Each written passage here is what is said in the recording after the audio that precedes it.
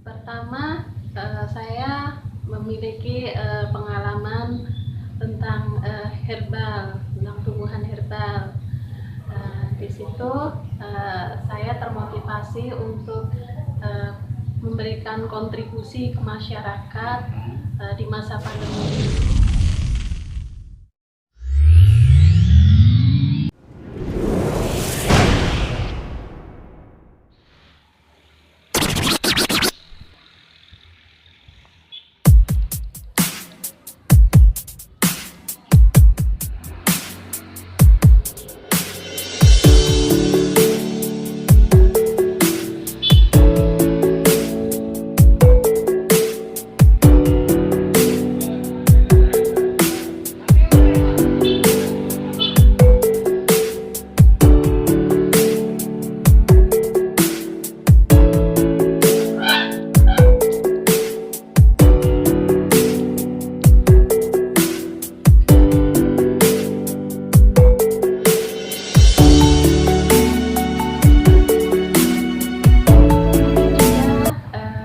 Kita membagikan pakaian layak pakai kepada anak yatim.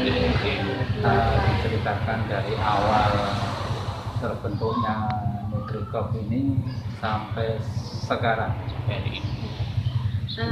Saya membuat produk Nutricop ini. Saya memiliki pengalaman tentang herbal, tentang tumbuhan herbal. Di situ saya termotivasi untuk memberikan kontribusi ke masyarakat di masa pandemi ini.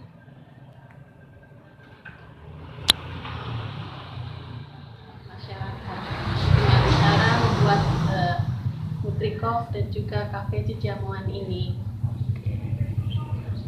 Sebelumnya pernah di herbal atau gimana? Jadi sekitar 10 tahun yang lalu saya pernah operasi ginjal. Selama 4 hari itu saya dibedah selama 3 kali, dibius total selama 3 kali. Di situ saya merasakan sangat sangat menderita ya. Selain itu juga biayanya sangat mahal. Disitulah saya termotivasi untuk belajar mengenai herbal. Bagaimana cara mengobati sakit saya tanpa harus operasi. Saya pasang selang ginjal selama 3 bulan. Di situ saya merasakan sakit yang luar biasa. Selain itu juga dipasang selang kateter itu untuk buang air kecil itu selama beberapa bulan gitu. Saat itu saya belajar herbal untuk saya niatkan untuk membantu orang-orang yang mungkin sakit seperti saya atau yang kurang mampu seperti itu. Ya, alhamdulillah setelah saya sembuh, terus yang saya pelajari itu saya gunakan untuk membantu orang-orang yang sakit itu, seperti sakit ginjal, terus tumor kandungan, prostat, TBC, itu mengalami kesembuhan, alhamdulillah. Belajarnya itu secara autodidak atau belajar berguru, ada yang lain? Saat penyembuhan itu saya belajar lewat internet. Jadi setiap malam, setiap saat ya, karena saya tidak bisa kemana-mana selama berbulan-bulan, saya hanya di depan komputer belajar tentang manfaat tumbuhan-tumbuhan herbal gitu. Nah, setelah saya sembuh, saya ikut seminar-seminar, terus juga membeli buku-buku herbal seperti itu. Berarti tidak ada guru ya?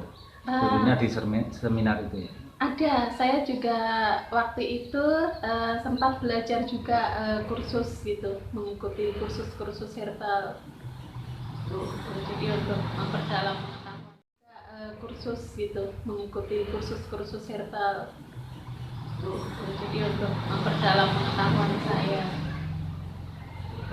Tanaman herbal itu diambil dari Indonesia saja atau memang ada yang bahan dari luar? bakunya. Jadi kalau untuk bahan baku ini semua ada di Indonesia. Iya, memang rata-rata tanaman herbal Indonesia gitu. Tidak ada Bahan kesulitan baku Pak? semua sangat mudah. Ada di pasar, terus ada juga di sekitar mungkin lingkungan kita ya, seperti daun sirsat atau daun salam, itu juga manfaatnya luar biasa.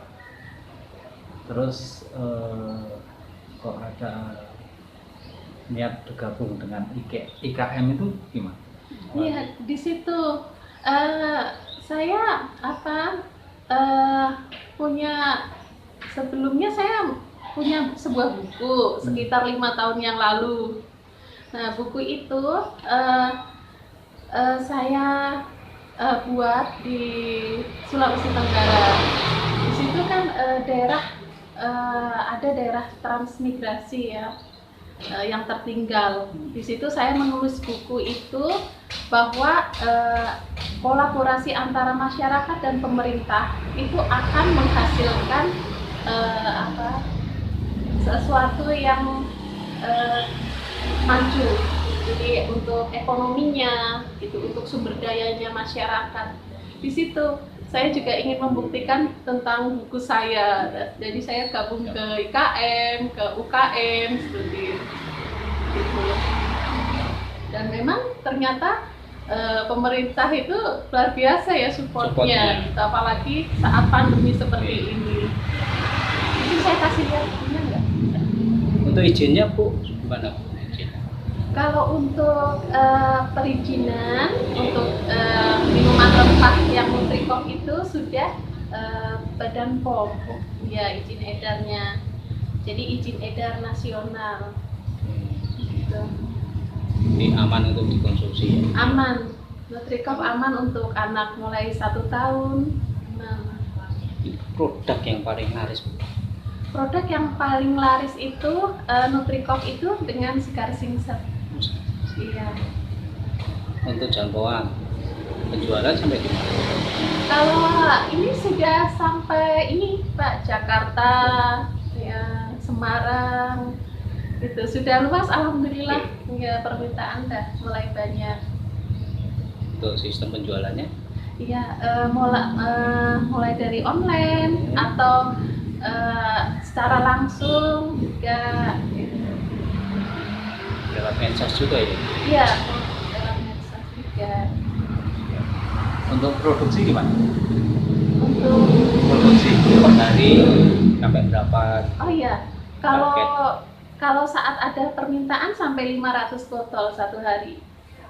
Iya, sampai 500 botol. ada berapa orang asisten? Yang dikes? Ya, sementara ini yang tetap ada 6 orang. Jadi saat nanti ada kebutuhan lebih kita bisa ambil dari luar gitu. Mungkin ada harapan Bu ke depan Bu, seperti apa Ibu? Ya, harapan saya karena saat ini Pandemi ya Bu? Iya Mas. Kalau harapan saya ke depannya saya ingin membuka pabrik herbal ini, minuman rempah ini di daerah pengungsian. Ya, karena terutama pengungsian bencana korban bencana alam. Gitu. Untuk meringankan ekonomi mereka. Kenapa harus ke pengungsian? Betul. Betul.